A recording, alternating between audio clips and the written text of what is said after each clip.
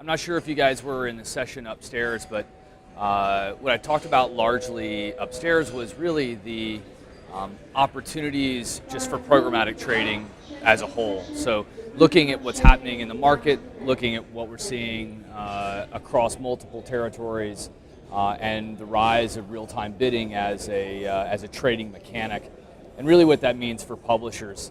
But what I also want to do is I'll touch on how brands are taking advantage of the rise in real-time bidding as well. But what I'm going to key in on right now largely is how publishers create strategies for private marketplace development. And that private marketplace, again, is really a blurring of the line between what used to be seen as just premium and what then was seen as indirect or remnant. The private marketplaces blur the line and that distinction between those two. And there are a number of strategies that publishers are taking with their implementation of these. So the way we began to, when private marketplaces first emerged, we started to think, well, there's got to be some kind of methodology that we then need to help publishers understand how they maximize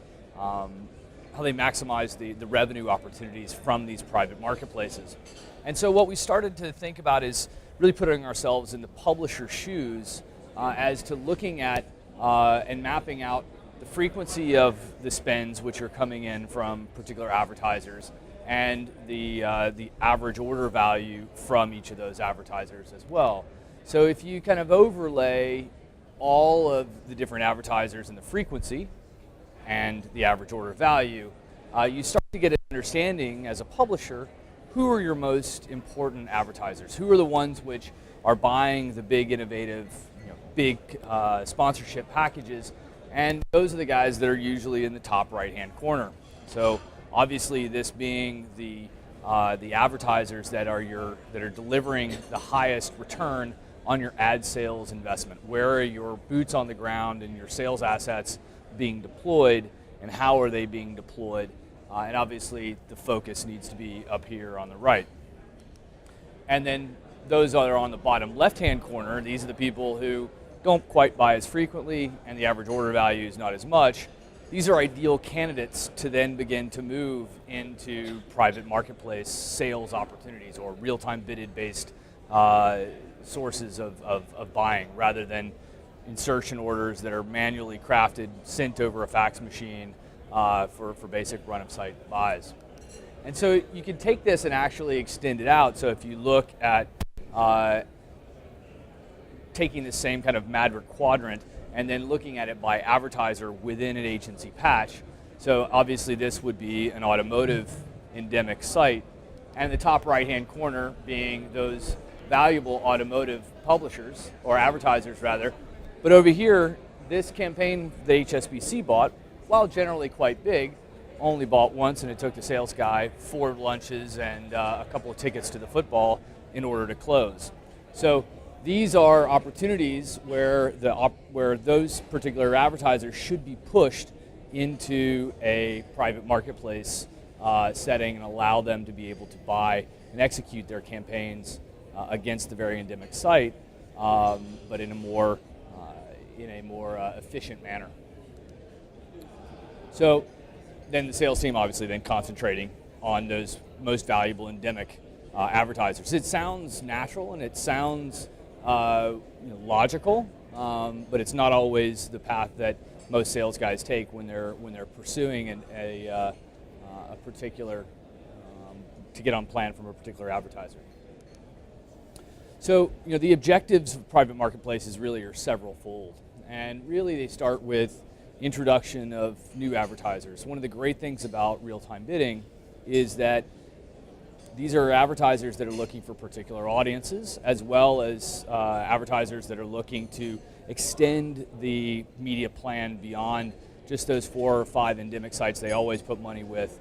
But the concept for the publisher is to introduce new advertisers for the most part, to reduce the cost of managing performance advertisers. It's amazing how much time the ops professionals spend with CPC-based campaigns trying to manually optimize to an advertiser's performance objectives.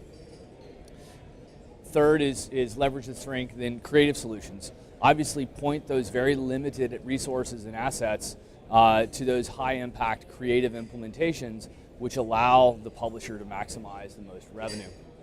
And capture spend from existing advertisers without creating channel conflict. One of the great things about real-time bidding is the transparency which exists within that process, within the bid request going out with the URL, with data attached to it, with who the publisher is, and the quid pro quo that comes back from the advertiser through the DSP. Not only am I telling you what I'm willing to pay for it, but I'm also willing to tell you who the advertiser is.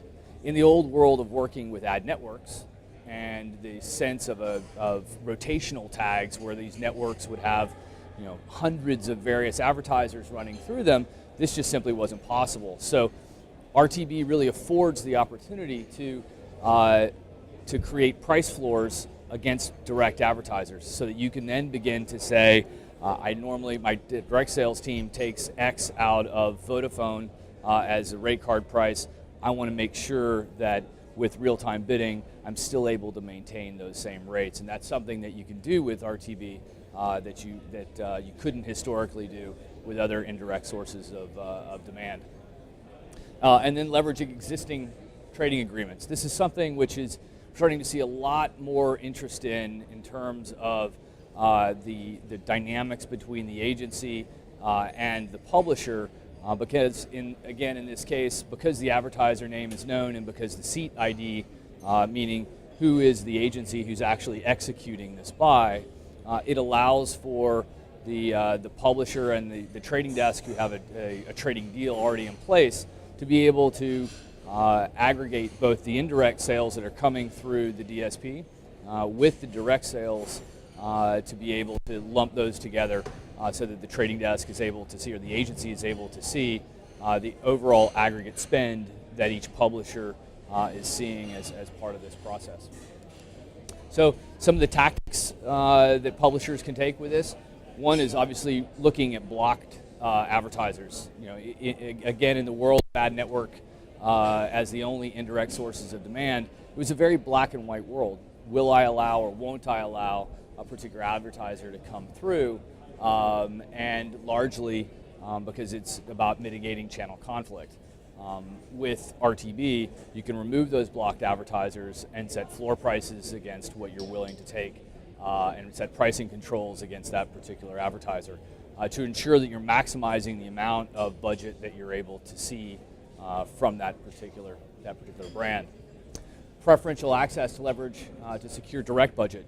Some of the things that we're seeing quite interestingly are publishers saying, I'll let you in at this price programmatically, but only if you spend X% more than you spent with me last year with my direct sales team. So interesting ways in which to use a little carrot to take more spend out of particular advertisers. Create exclusive marketplaces to add value to the largest partners. This is just giving exclusive access to certain areas. Some of the things that we've seen are people like AutoTrader giving actually the automotive manufacturers certain placements on their site and exclusive access to those placements, but only at obviously rates that are near rate card. Create new placements and hold multiple auctions at different priorities. This is something we're starting to see publishers getting much more sophisticated in the way in which they're executing their private marketplaces, and as they take the learnings from the bid landscape data to understand who actually is interested in their audience, and then essentially create multiple auctions for maximizing that yield. So some of the sample pricing strategies. One of the things that we always get when we're executing private marketplaces on behalf of the publishers or working in conjunction with them to establish is, what should I be charging? And in many ways, the fact that there's not a contract that's taking place really necessitates and opens the opportunity for very high premium prices, because the advertiser has the opportunity not to take that inventory if they don't want to. They're not making that commitment. But some of the sample pricing strategies are straight up rate card.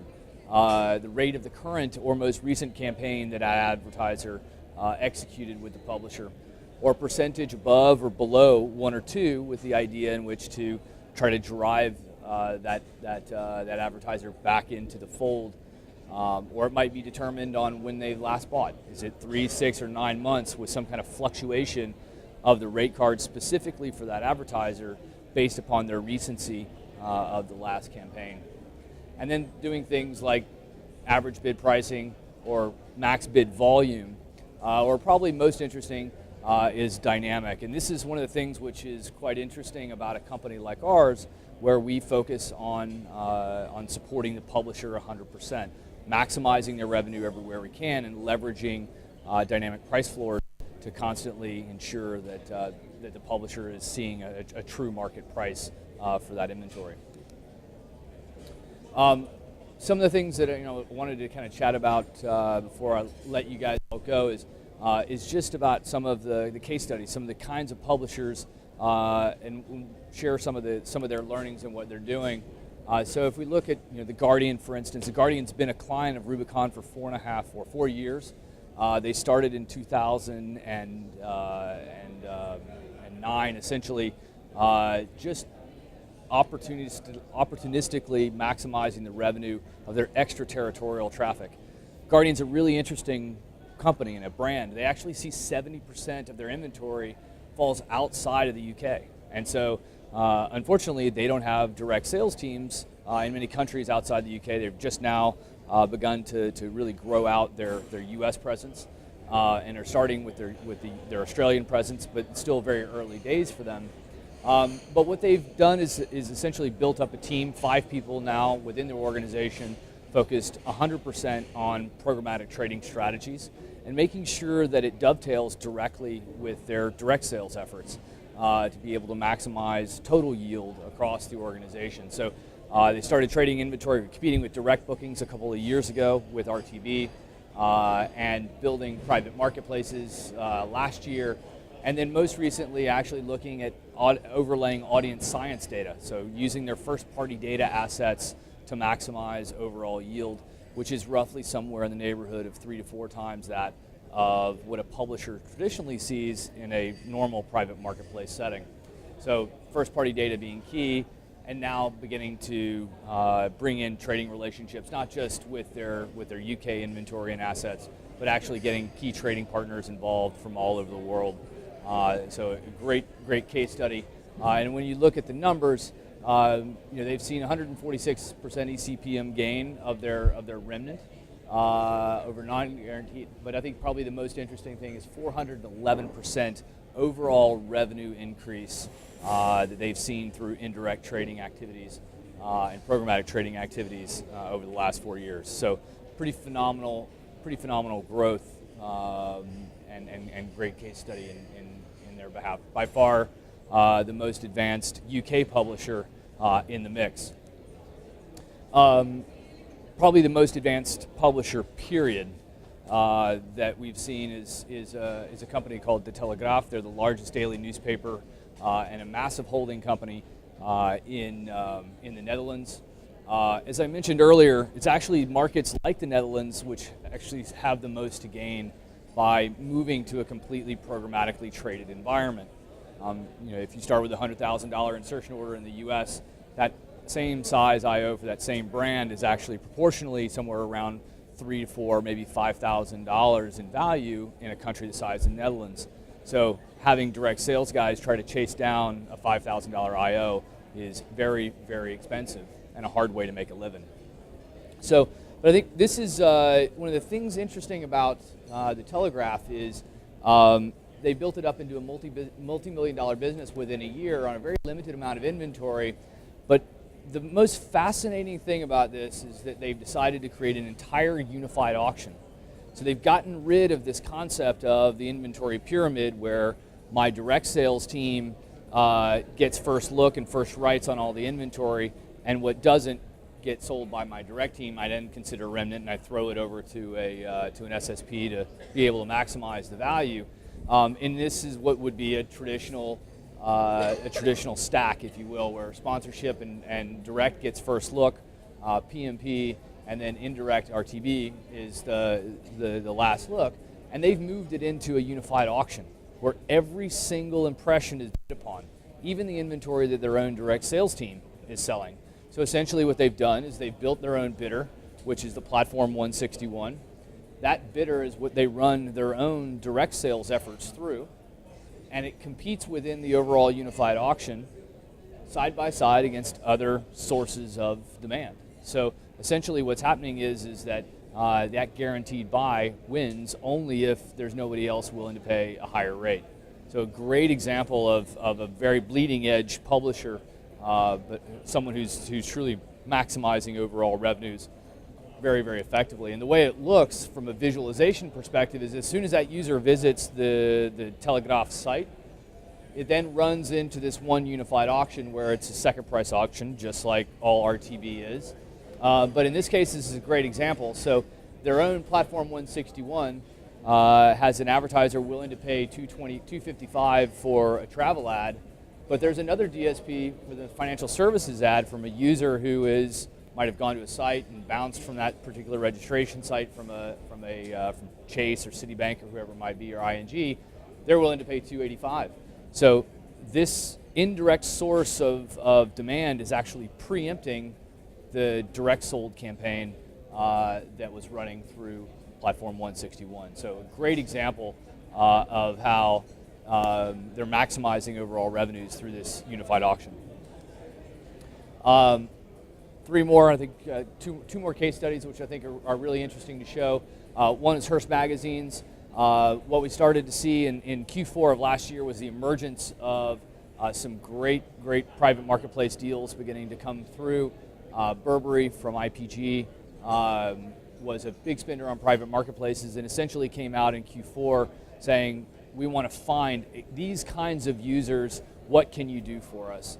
And so IPG reached out through their trading desk, through Cadrian, and I think we were able to get 15, 20 different publishers to commit and build private marketplace packages that are relevant, or very relevant to Burberry. So this is a great case study. These are CPMs that were well into the double digits. So a great example of publishers seeing brand spend, luxury brand spend, coming through to very targeted audiences that those, in many cases, non-endemic titles were running. But now, essentially, we're starting to see is the likes of Cosmo and Men's Health beginning to be available through private marketplace opportunities. You heard it earlier today. The ComScore founder was talking a little bit about eBay and Amazon and how big of a business online advertising is becoming for these e-commerce giants. And I think one of the things that we're saying, we've been working with eBay for about 9 months now, managing their programmatic trading strategies and executing these buys. But one of the things where eBay has a significant asset is in their purchase intent data. So one of the things that started them going down this path was the release of the Galaxy 3. So when Samsung and Viveki started doing their initial campaigns and planning for the release of the G3, eBay was one of the first to respond with a private marketplace package whereby they essentially took all the search data of everyone who searched for anything in a mobile phone, whether it's an iPhone, whether it's Galaxy, whether it's BlackBerry or whatever it might be, and they essentially created an audience pool of over 1 million uniques a month who are on the eBay site constantly searching for new phones or showing some intent. Obviously that intent funnel or the intent audience, some people move out of market and some people move back in, but a pretty good size audience, and eBay began to package up this group of mobile phone intenders and selling it at rates that were higher than what the direct sales team is able to traditionally generate because it was a very, very niche group. Not only are they doing that with mobile phone intenders, but they're doing it with apparel, they're doing it with pet owners, baby and household, etc. So they're able to really finely tune certain audiences and make them available to relevant advertisers and make it very, very efficient and easy for that inventory to be bought in a programmatic way rather than through traditional insertion orders. And I think probably this is the last one, is the Daily Telegraph in the UK, actually. A publisher who has traditionally steered away from any sources of indirect sources of demand. Very, very conservative publisher. Started actually by creating an auction and setting a $999 floor price, which is crazy. Nobody's going to be able to, or going to be able to spend or buy that impression. But one of the other really interesting things about RTB as a trading mechanic is that there is a tremendous amount of data that comes through back to the publisher that's not just what the inventory actually cleared for. We're actually presenting to that publisher, here's what your advertisers are willing to pay for that impression. So essentially what the Telegraph started doing is just using this as an intelligence gathering session and identifying who were the advertisers that were willing to pay the most to reach the Telegraph's audience. This is probably the highest number of high net worth individuals in terms of readerships in the UK. And so what they began to do is one by one go through that bid landscape report on a daily basis and cherry pick the advertisers that maybe they weren't calling on directly that they would allow through and set a floor price accordingly, and essentially went through and built private marketplaces off the back of this one by one by one. And so now what they're doing is you now have a team of 3 dedicated specifically to programmatic trading. And in addition to allowing certain non-endemic advertisers through that they're allowing at certain rates, they're also feeding some of this data back to the sales team so the sales team can then go and close deals on a direct fashion and to sell the higher value sponsorship opportunities. So a great idea, great concept in terms of direct and indirect sales organizations working very, very closely together to maximize overall yield. And I think, one last one, sorry. Sorry to keep you going, but Laplace Media, many of you guys know I'm not sure how many of you in the room are French, but this is the pioneer of premium publishing cooperatives, now more than 150 media brands inside of Laplace. What initially started off as 4 media owners, Lagardère, Groupe Amaury, TF1, and Figaro Media, now has more than 16 major constituents as part of this organization. It's 5.5 billion monthly impressions and reaches well more than 70% of the French audience today. And so this has essentially become a model that publishers around the world are looking at in terms of how do we cooperate collectively to take our fair share of the media plan and ensure that we're creating a very valuable environment for advertisers to be able to reach the audiences that they're after.